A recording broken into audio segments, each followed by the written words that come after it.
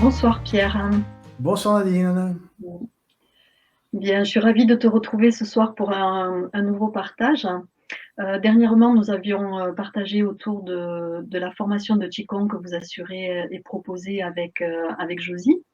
Et donc, où l'esprit, le contenu, le déroulé en fait des différents stages étaient présentés.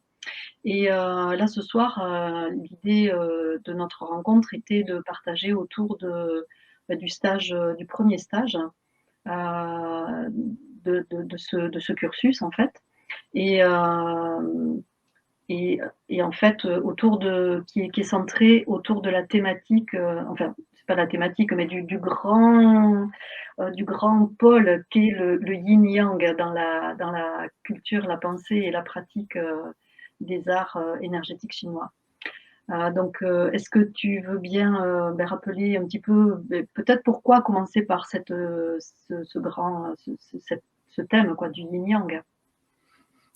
Tout simplement parce qu'il faut commencer déjà, et que c'est plus simple de commencer par pas trop compliqué, du moins pas trop compliqué. On a l'impression que c'est pas trop compliqué, mais en fait, très vite, on va comprendre, on va voir qu'il y a des multifacettes d'interprétation. Et c'est une base commune de réflexion, d'analyse, d'études, de quantification, d'organisation, de devenir également, qui font que quand on va mettre tout ça en place dans cet aspect de yin et de yang, on va pouvoir structurer la base de nos pratiques et de nos exercices et tout ça. C'est un langage commun qu'on fait met en place. D'accord. Ce premier stage, il est pour assurer la structure fondamentale du mouvement, qui va passer par la respiration, qui va passer par la posture, par la relation au ciel-terre, bien sûr, mais c'est les fondements de notre pratique de Qigong. Et pour nous aussi, c'est une sécurité pour la suite de la progression dans les stages, parce que si on n'a pas ça, au deuxième ou au troisième stage, si ça vient à manquer, ou si on a besoin de s'y référer, on sera très embêté. Il faut qu'on ait ce langage commun et il faut qu'on puisse s'y assurer en disant « Hop là, attention là, tu as perdu un petit peu cette notion d'ambivalence ou de complémentarité ou d'opposition nécessaire en permanence. » Et là, ça devient dangereux. Parce que, en fait, le but, c'est justement d'avancer, hein, et qu'on avance tous avec la même grille de lecture pour progresser, quoi. D'accord. Et donc nous disions la dernière fois aussi que les stages peuvent s'adresser à tout public, tout autant qu'à des professionnels du travail corporel ou des arts énergétiques chinois ou du soin. Et donc pour des personnes qui n'ont pas d'initiation particulière au départ, quel peut être le sens pour ces personnes-là de venir. Et puis après, on pourra voir pour les personnes praticiennes ou les profs ou autres ou personnes soignantes. La pratique des stages fait qu'on se rend compte qu'on est tellement dans une immersion dans les exercices, dans cette dynamique qui fait que tout de suite, on en récolte des bienfaits. Et on en récupère des bienfaits. Et les personnes, quand elles pratiquent de façon hebdomadaire du Qigong, parce que c'est un Qigong, j'aime pas trop dire ça, mais occupationnel, c'est-à-dire l'activité de la semaine où on va s'occuper à faire une forme d'activité physique, ne peuvent pas rentrer complètement dedans, parce que le temps de s'y mettre, il va y avoir dans l'heure et demie 5-10 minutes d'efficace par rapport au reste de temps passé pour sortir de l'exercice. Tandis que là, on est complètement en immersion et on va prendre l'organisme dans différentes phases de la journée où on n'est pas dans la même organisation. Entre le matin de bonne heure, avant midi, après-midi, on n'est pas du tout dans la même organisation, on n'est pas dans la même éveil, on n'est pas dans la même stimulation tissulaire, circulatoire. Et du coup, ça va imprégner de différentes façons l'organisme. Et là, on va en avoir des bienfaits, comme si on balayait un petit peu le corps dans ces différentes étapes de la journée. Et puis, le public, il peut être très varié. Des gens qui sont des experts jusqu'aux néophytes. Parce que le but n'est pas de rivaliser sur une prestation de mouvement. D'ailleurs, on travaille sur des mouvements simples. Même si on travaille sur les badwajin, les 8 trésors, qui sont des mouvements simples, on enseigne une forme basique à ceux qui ne connaissent rien. Et à partir de cette forme basique, on va pouvoir travailler. En fait, on se donne une trame sur laquelle on peut travailler. Et si d'autres confrères ont des pratiques plus avancées, eh ben on peut travailler sur ces pratiques également sans problème. Il n'y a pas un problème d'école, il y a juste un problème d'intention, de vouloir progresser dans nos différents cheminements et se remettre en question. Après, la pratique, le fait de mélanger différents niveaux, c'est vraiment à l'image de l'écriture chinoise. L'écriture chinoise est une écriture à plusieurs niveaux. Et quand on le lit, un texte, quand on est néophyte, on comprend le sens de la phrase. Mais quand on commence à rentrer un petit peu plus dans l'analyse de l'idéogramme, on va rentrer dans une deuxième profondeur, troisième profondeur, quatrième profondeur. Ben là, ça va être pareil. C'est-à-dire que tout d'un coup, on va avoir des révélations. Et même moi, dans ma pratique, j'aime assister à un cours de Qigong avec des confrères, même des jeunes confrères, parce qu'ils ont des expressions, ils ont des mots qui vont être utilisés et qui vont m'interpeller, qui vont dire « Ah, mais c'est vrai que je ne pensais pas comme ça » ou « Je n'analysais pas comme ça ». Et ça, c'est bénéfique. Alors, je pense que de se laisser accompagner quand on est enseignant, c'est un régal. Un régal de subir aussi un stage, de dire « Waouh !» c'est un régal de pouvoir faire. Alors là, on va pousser le bouchon un peu plus loin, on va essayer de se mettre dans des limites de la compréhension, de l'analyse, de l'observation. Donc oui, c'est intéressant pour tout le monde. Et justement, des experts, quand ils vont se retrouver à côté de néophytes, eh ben, ils vont pouvoir jouer leur rôle d'anciens, d'accompagner également, et de voir la difficulté qu'on a à enseigner telle petite précision, tel petit fondement, telle petite base de réflexion. Et puis, ils vont s'adapter aussi dans leur langage, d'avoir des arguments qui vont juste pour que la personne en face comprenne. C'est en fait toute une équipe, et c'est une évolution. On est dans une évolution permanente. On ne peut pas couper une tranche et dire on va faire que du yin de yin, ou du yang de yang, ou du yang de yin. On ne va pas dire on va rester que dans cette tranche-là. C'est pas évolutif. Si on veut faire quelque chose, on veut aller sur l'interne, il faut commencer par le néophyte jusqu'à l'expert qui va basculer dans quelque chose où ça va maturer dans autre chose. Et en fait, dans tout ça, c'est excellent. Et autant d'avoir des jeunes que des personnes à âge avancé, sans problème.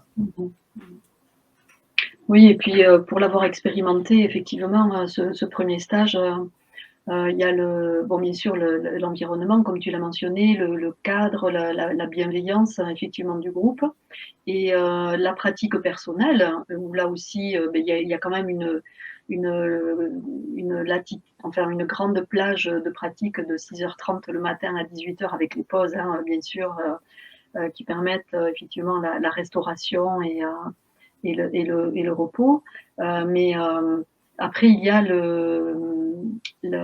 cette alternance aussi de qu'est-ce que je vis à l'intérieur de moi, et après comment je le comprends, comment je l'amène au niveau mental et comment je vais l'analyser.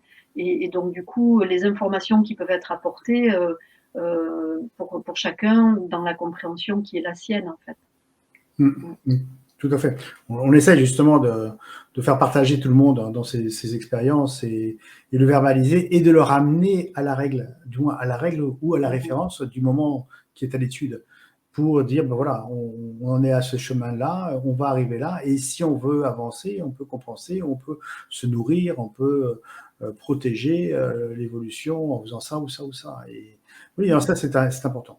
Et c'est vrai que bon, ça paraît comme ça intense dans la pratique, mais on est baigné dans une dynamique où il y a des échanges entre la statique, la dynamique, entre la réflexion, entre la parole, la prise de parole, la théorie. C'est tout un ensemble. Hein. C'est fait de façon que tout le monde évolue, et sur les 4 jours, on va aussi avoir une progression des exercices pour rentrer de plus en plus dans la profondeur et s'en nourrir et repartir avec une base de réflexion, une base nutritive de recherche. La douceur permet la profondeur, en fait, il me semble. Oui, bien sûr. Non, mais c'est vrai que le fait d'être dans cette écoute, voilà, il y a beaucoup de bienveillance, beaucoup d'acceptation finalement de qui est l'autre et des capacités, des limites de chacun. Et dans ça, à l'intérieur de ça, il y a la capacité effectivement à évoluer et à donner des moyens à chacun de continuer la route après, parce que ce soit pour le néophyte ou la néophyte ou pour le professeur, c'est comment chacun repart après avec un bagage qui soit pertinent pour, pour la suite du parcours. Tout à Donc, fait. On a, pour moi, aucun intérêt à figer. Pour moi, dans cette pratique-là, on n'a aucun intérêt à figer un élève. Alors, bien sûr, les élèves, ils aiment revenir, mais c'est pas une notion d'école, c'est une notion justement de profondeur. C'est-à-dire, ils attendent la première grille de lecture, la seconde grille de lecture, la troisième grille de lecture, et chacun va avancer à son niveau. Et le jour où ils ont toutes les grilles de lecture, après, ils font ce qu'ils veulent. Je veux dire, ça ne me gêne absolument pas. Et au contraire, de voir ce que la graine a donné après l'avoir été bien semée, bien arrosée et bien entretenue, ouais, c'est plaisant de voir des fleurs arriver et dire oh, c'est bien. On va avoir de nouvelles graines et puis des autres choses. Et ça nous permet aussi, nous, d'évoluer. Hein. On a nos propres limites et puis on a aussi des nouvelles connaissances et le monde change et le monde a changé. Et on est obligé de aussi s'y conformer, de s'y adapter et de prévenir ce qui va arriver et également d'adapter notre pratique à ce qui va arriver. On ne peut pas faire comme avant, ce n'est pas possible. Il y a un déficit net dans notre évolution, il y a une coupure, une césure, et il va falloir redémarrer et recréer et reconstruire. Et ça fait partie aussi de la pratique du Qigong. Hein. Ouais. On ne peut travailler le Qi que si on a du Qi. Donc, en fonction de ce qui nous a été donné, de ce qui nous a été permis de bouger, de mobiliser, voilà, on va avoir ça, quoi. Donc, il faut qu'on fasse avec.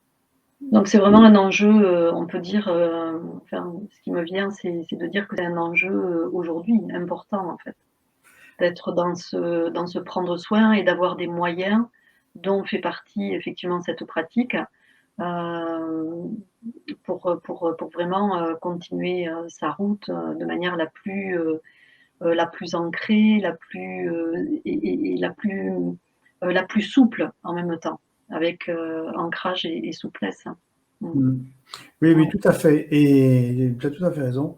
Et je dirais qu'aujourd'hui, la seule personne en qui on a le devoir et le pouvoir de faire confiance, c'est nous-mêmes.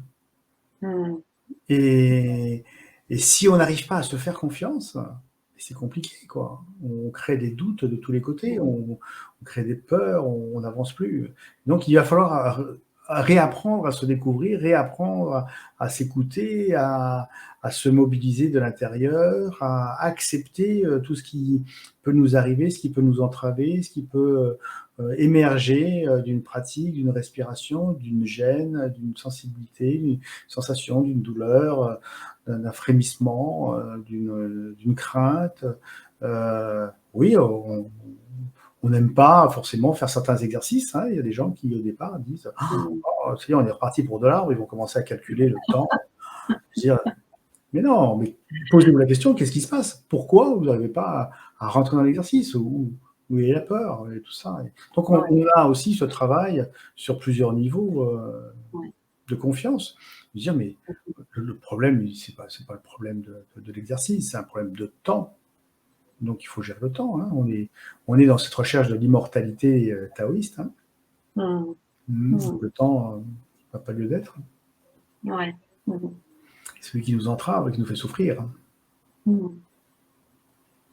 Bien, au niveau pratique, donc là, concernant l'information pratique. Donc les dates retenues pour ce premier stage. Le premier stage va commencer le mercredi 17 au soir. On se retrouve tous en 17 fonction de novembre. chacun, en fonction des activités des uns et des autres. Si certains ont besoin d'être récupérés parce qu'ils arrivent en gare ou en aéroport, on les récupère sans problème. On se retrouve 17 novembre. tous. Hein? C'est le 17 novembre. Hein. Le 17 novembre, oui, le 17 novembre à Castelnaudary, dans le domaine de Mias, qui est un domaine un petit peu à côté. On se retrouve le mercredi soir à 18h pour découvrir les lieux, pour répartir tout le monde dans les chambres en fonction. Et puis le matin, on commence à 6h30. Et on va commencer la pratique tous les jours à 6h30 jusqu'à 8h. 8h, petit déjeuner, et on reprend après dans la foulée, dans la matinée, et ainsi de suite jusqu'à 18h30, jusqu'à 18h, pardon. Et à 18h, on a une petite demi-heure, et après on se met à table et on finit de manger assez tôt, et on est tranquille pour la soirée, et chacun fait ce qu'il veut. On se retrouve autour de différentes activités plus ou moins ludiques, très ludiques. Le plaisir de se retrouver tous ensemble sur autre chose, avec une volonté de partager autre chose avec sincérité. Ouais. Ça, c'est le côté plus agréable, du moins très agréable du moment. Et on finit le dimanche soir aux alentours de 17h. Voilà, avec tout un programme, tout un travail. Pendant, je n'ai pas, là, je sais pas, je cherchais, mais je n'ai pas. Sinon, pendant le stage, on vous délivre un fascicule, un fascicule suffisamment épais pour pouvoir suivre et ne pas avoir un type de document. Il y a là peut-être. Oui, tu vois, je ne veux pas ordonner. Oui, c'est un petit peu un fascicule comme ceci. Bon, celui-là. Voilà, c'est un fascicule. Mais, voilà, exactement. Voilà. On fait un fascicule comme ça, vous n'avez pas à prendre trop de notes, vous avez de quoi écrire, de prendre des notes dedans. Il y a des planches, tout est expliqué. On essaye de faciliter la tâche de la prise de notes et tout ça. Et voilà, tout est fait pour essayer d'avancer, de ne pas se surcharger en contrainte. Oui, de se mettre en disponibilité à ce qui se passe et à soi, quoi. Ouais. Voilà. Et après, inscription et les inscriptions se font sur le site où vous nous écrivez à npenseignement.com le site et contact@npenseignement.com, ça va s'afficher. Et nous vous répondons ou vous nous téléphonez, vous avez le numéro de téléphone qui s'affiche. Et voilà. Donc, on essaye de répondre aux questions de chacun et de voir ce qu'on peut faire pour aider, favoriser cette approche. Bien. Mais je vous souhaite un très très joli stage avec Josie et tout le groupe. Et puis au grand plaisir de se retrouver. Moi, j'ai déjà eu l'occasion de le pratiquer et je ne suis pas disponible sur cette période-là, mais je reviendrai pour les suivants après. Donc, il n'y a pas de problème, Nadine. Pas de souci. T'inquiète pas. Donc, toute belle pratique et plein de belles choses et à tout bientôt. Merci à toi et à très bientôt. Merci. Ciao, au revoir.